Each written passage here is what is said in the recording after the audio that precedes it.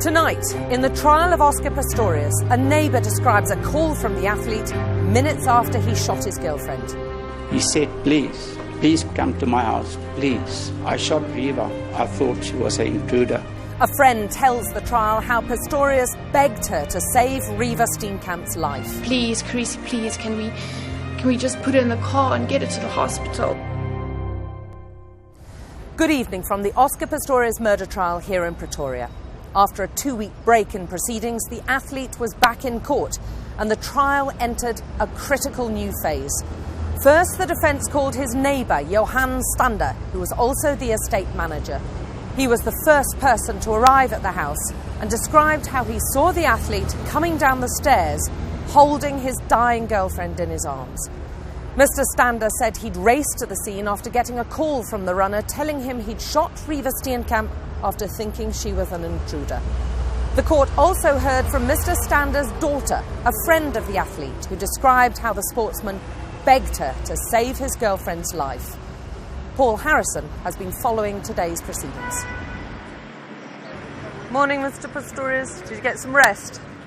After a 17-day hiatus, it was back to court for Oscar Pistorius, first falling into the arms of a supporter, then thrust back in time to the early hours of Valentine's Day 2013.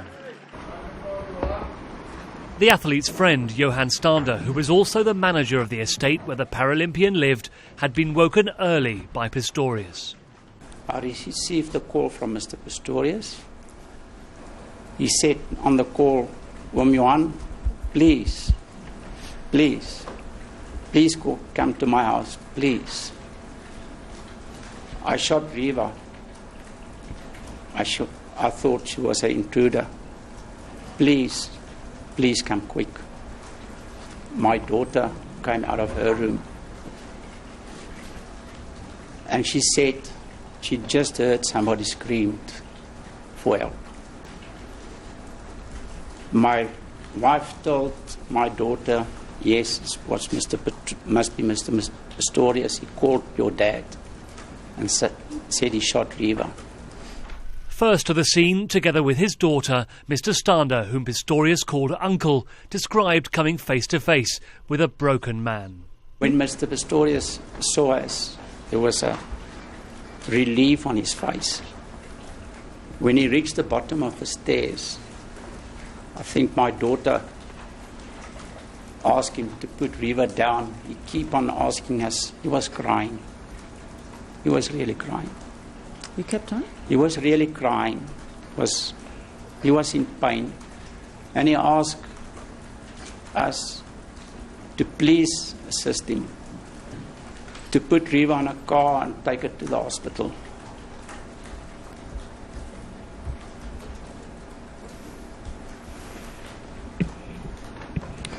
Mr. Stander, sir, if you're emotional, take your time.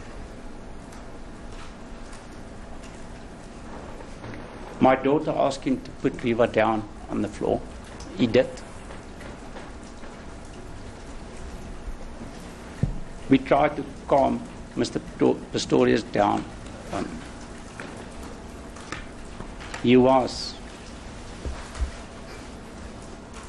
broken. He was screaming, he was crying, he was praying. And it's not something that I would like to experience again, my lady. Was that young man walking down the stairs with a lady, with a young woman in his arms. And the scene, you see, the expression on his face, the expression of sorrow, the expression of pain. He's crying, he's praying, he's asking God to help him. He was torn apart, broken, desperate, bleeding. It's difficult really to describe. And his commitment to save the young lady's life when he put his finger in his mouth and tried to keep the airway open, want to breathe, how he begged her to stay with him. I saw the truth there that morning. I saw it. And I feel it. Oscar Pistorius argues he had an inherent fear of intruders. His legal team sought to justify his concerns. Do you know of any incidents of crime that was reported to have taken place within the estate? Silverwoods, that is. Yes, I do, my lady. There's this, in the street Milkwood Way, I think, there was 3 incidents. The one incident was a lady was tied up. The other incident was they used a ladder to get up to his house, into the house. And there was a 3rd incident in that street, right in the corner. It was an incident of theft, but it was never reported to the police. The owner didn't want to report it. In cross-examination, prosecutor Karice pounced on the defence witness when he appeared to deviate from his written statements. He never said to you, it was an accident? When he phoned me, he said, I made a mistake. No, you can't say that. Because we've asked you, you've got your statement. I've asked you just before we started. You said you remember 100%. Why do you want to add things now? No. He said, when he called me, he said, Woman, please come to my house. Please, please, please. I'm shot Reeva. I thought she was an intruder. Yes. Why do you want to include now that he said he made a mistake? That was a mistake for me. Why would you make such a mistake? Do you want to assist Mr. Pistorius in his defence, or why would you make such a mistake? No, my lady, I'm here to give the truth. And I think I gave the truth. What I experienced that morning, and I put it on my statements, 1st and 2nd statements, and that's it. Also choosing to give evidence off camera, Mr. Stander's daughter, Karice told the court Pistorius begged her to take Reeva Steenkamp to hospital and pleaded with God for her not to die. I walked in and the first thing I saw was Oscar carrying Reeva down the stairs. You could see he was walking rather fast, and from the second that we walked into that house, he was frantic. When he saw us, he just kept on, Karice, please, can we just put her in the car and get her to the hospital? And he just wanted to get her to the hospital, and I told him to no. Can you please? When he got it to the bottom of the stairs, I'm like, just put it down, so that we can just see what's wrong. I'm sorry, my lady, I apologise. No, just don't worry. Just take your time. He was begging me to put in the car to take her to the hospital, and I told him. Maybe you should just stop. Just give me 2 seconds, my lady. I'll be fine now, I promise. You'll be fine. Maybe just take a deep breath and have some water.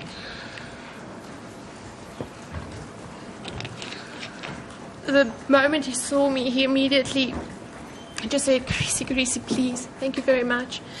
Can we take her to the hospital? Can we please just take her to the hospital? Just take my car keys, just put it in the car.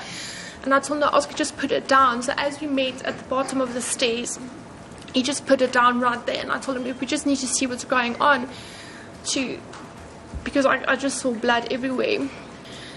I was kneeling on the one side of Reeva, and Oscar was kneeling on the other side, and he just kept on begging me. He's like, please, can we just take her to the hospital? I'm like, Oscar, we've gone in the ambulance. Just wait, let's just see what we can do. And we said, okay, well, then we need to stop the bleeding.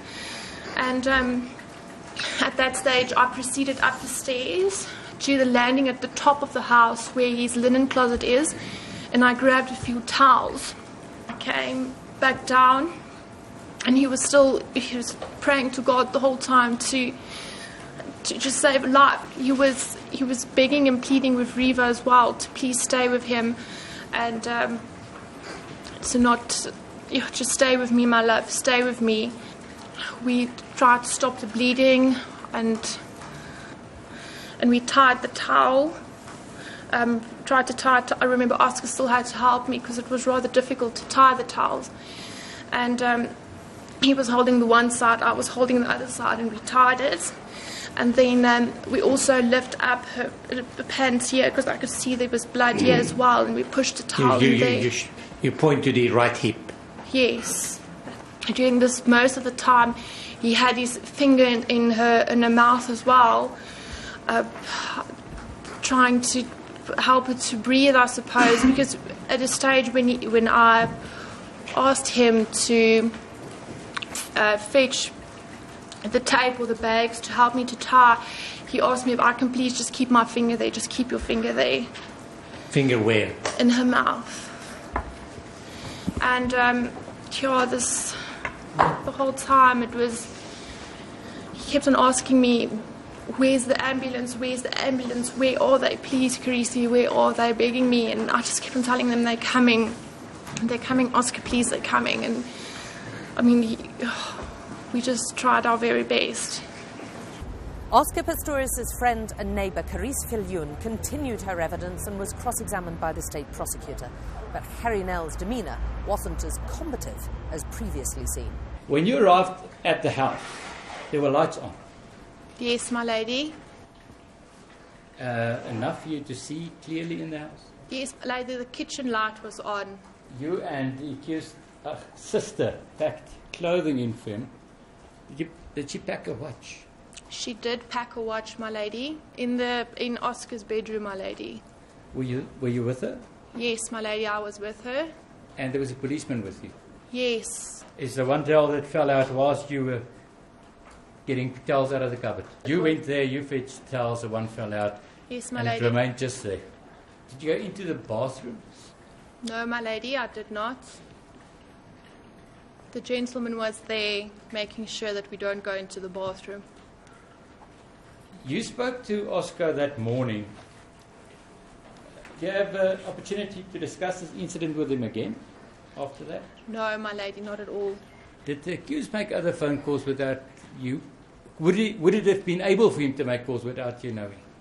My lady, when I was with him, I didn't see him making any other phone calls except that one to Jason, and then which phone call I then took over, and then I made the other two, and that was it, what I could see, my lady. And you remained with him until the time that he was moved from the kitchen to the garage? My lady, there was a time where I stepped outside, my father was outside, and then I would go back in, my lady. Can you remember what happened to the cell phone when the accused was moved to the garage? No, my lady, I cannot. Did you see that cell phone again? My lady, I saw a cell phone in the garage. I don't know if it was the same phone, my lady. I can't say. Now, the cell phone you saw in the garage, was it also on a charger? If I remember correctly, there was a phone in the garage on a charger, my lady. You gave evidence about the accused being distressed, crying, praying, and so forth. But it was his idea for you to get towels. Is that not so? To get? A towel to stop the bleeding. Well, I wouldn't say it was his idea. I think it was everything just happened together, and we were like, we need to stop the bleeding. Now, at the time when you asked him to get plastic bags and tape, he specifically asked you to put your finger in her mouth to keep the airways open. He did, my lady. He was following what's going on, the accused. Well, he asked questions, but everything was in a frantic state, my lady, so I wouldn't know if he was following what was happening. But he just kept on asking. But if you gave him an instruction, he would follow it? Yes, he would. Here to discuss the first day back in court after a 2 weeks recess is Deborah Patter, South African journalist, and our own legal expert, Llewellyn Kerloos. Let's talk about these two witnesses. The first two people on the scene immediately afterwards, Johan Stander, who's the residential estate administrator or a part of the administration previously, and his daughter. What did you make of them, Deborah, in their testimony? I think they're the strongest witnesses the defence has had. I mean, we had Oscar Pistorius testifying in his own defence. It was a dismal, poor performance. He really battled on the stand. We had Roger Dixon, who almost became a laughing stock, the geologist who tried to talk about ballistics. But these two were credible, they were strong, and they obviously have been called in to testify to Pistorius' state of mind, that he did indeed shoot Reeva Steenkamp, according to them, because he thought that she was a burglar. That soundbite really from Johan Stander, when he said, "I felt it, I saw it," almost trying to say that he believed him. And he said, "I felt it was the truth. I was watching and witnessing the truth." Llewellyn, he also made some crucial points particularly about Dr. Stipp's evidence, another neighbour who was one of the first on the scene. I concur with what Deborah said. From my perspective, they were credible witnesses. I was impressed with the demeanour, especially of the daughter, Karice. I thought she was a wonderful witness for the defence. One must ask ourselves, what did they contribute to the case? Because from a legal perspective, there are a couple of issues that must be addressed, and the proof is in the pudding. Barry indicated that he will call experts to come and testify and corroborate certain aspects, which we're still waiting to do. But for now, let's look at the two witnesses. First of all, Stander confirmed the state of mind as portrayed by the defence from the outset, that that's the first thing. And that was corroborated by his daughter as well. And also that his version that he thought she was a burglar also came out, because he was the very first person that received the call from Oscar, and the version by Oscar was corroborated by this very first witness. So one must safely assume that that's probably the correct what was said to him. I can't see another possible version before court. So that is the second thing. Then there was the issue with regard to the alarm system. Be mindful of the fact that Oscar Pistorius couldn't answer that question properly in cross-examination. This is whether Reeva Steenkamp knew how the exactly. alarms work. The testimony is that for some time she looked after his house while he was in the Cape Province or something to that effect.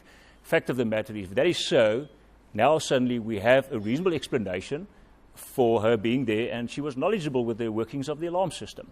So at least that issue is also now sorted out. And then lastly, as far as I'm concerned, with regard to his evidence, it was the issue with regard to the sounds. Now, there's a bit of a discrepancy in the state's version now suddenly, because Stander indicated that Stipp told him that there was 4 shot sounds. That's what he heard. And then suddenly there was a shouting of some kind and another 4 shots. Now, that is not the way we've understood the evidence from Stipp when he testified. So obviously some kind of a doubt. And remember, once we have doubt, the defence and the accused must get the benefit of the doubt. So, Deborah, what did you make of Karice Viljoen and how she handled Harry Nell? Because Harry Nell, the bulldog prosecutor, seemed to be completely bowled over by... Absolutely. She went straight away and said, please don't show me those photographs in case they make me cry. You're going to make me cry, she said, and kind of brought a bit of light relief almost to the court, sort of acknowledging that this was a fierce person she was up against. And he then handled her with kid gloves, although I suspect that was always going to be his strategy. It seems to me that the prosecution wasn't unduly worried by these witnesses, and whilst they give credence to Pistorius' argument, they weren't there when it happened. And so really what the judge is also going to look at, I don't know what you think, Llewellyn, is the facts of the actual shooting incident. It's going to be interesting because I understand from the defence that they hope to call a neighbour who will testify very differently to other neighbours. So when we start to see that kind of evidence, strong countering of what the prosecution's case, I think it will be a different case. And then I think we're going to see now, getting back to his bulldog state. Harry Nell is supposed to be a prosecutor, not a persecutor. So remember, he also wants the truth to come out. That is his main and sole purpose in this case. It's not him personally against having a vendetta against Roo. He must see to it that justice is done. And to that extent, you can kill somebody with kindness. And I think it was a wonderful approach by the witness to suggest to him, I'm going to tell you what I know, and that's it. So please don't be that bulldog, in quotation marks, that everybody thinks you are. I'm not that. I won't stand for it. I will tell you what happened, and just leave me there. But as you both pointed out, their testimony isn't as crucial as maybe as... I don't think it's going to make or break the case for Oscar Pistorius. I mean, there's a lot more that's going to come up. Obviously, they're going to use it because it's interesting that Stipp could be used to support the defence case or he could be used to support the prosecution case.